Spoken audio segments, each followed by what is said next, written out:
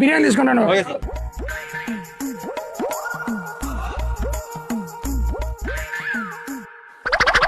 Sir ఏమయ్యా బోకులు కడకుండా మళ్ళీ ఇక్కడ వచ్చినావు? నాకు డౌట్ సార్. ఏం డౌట్? రెస్టారెంట్ లో బిర్యానీ తిని బిల్లు కట్టుకోకుంటే ఇక్కడ బోకుల దోమల ఖచ్చితంగా పనిచేయాల్సిందేనా? మరి ఏందనుకున్నావయ్యా? నువ్వు లెక్క లేనప్పుడు నువ్వు హోటల్కి వచ్చినావు, తిన్నావు. లెక్క లేకుంటే బోకులు కడగాల్సిందే, తప్పదు. ఇది ఇట్టే మతికి పెట్టుకోండి సార్. ఏం మతికి పెట్టుకోని అంటే నేను పోలీసుని అనుకున్నా, లేకపోతే రెస్టారెంట్ మగం మగులుతుంది. నీ లెక్క చెల్లిపోయేంత వరకు ఇక్కడ పని చేయి. పోయి కడుగు పా. సర్లేండి సార్.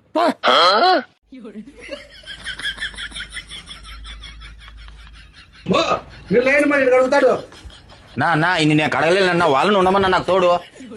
నీ కాదు ఇలా వచ్చాయి అవన్నీ తోమాలా, అప్పుడు నీ లెక్క చెల్లిపోయేది.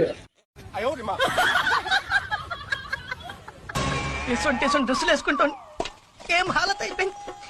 కాలేజీలో పోరగాళ్ళ మధ్య తిరిగేటోండి.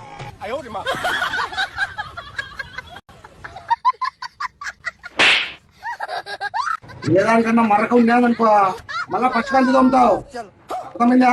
తోను. ఈ నాంక సార్ అన్నాడు, ఒరే అంటాడు, లాస్ట్ కొడతాడు. ఈ రాఘవేంద్ర గారిని నమ్ముకొని ఏం బతుకురా నా బతుకు. ఏం లేదు సార్, ఏం లేదు. మీరు వండి సార్, మీరు వండి తోముతాము సార్. Subscribe.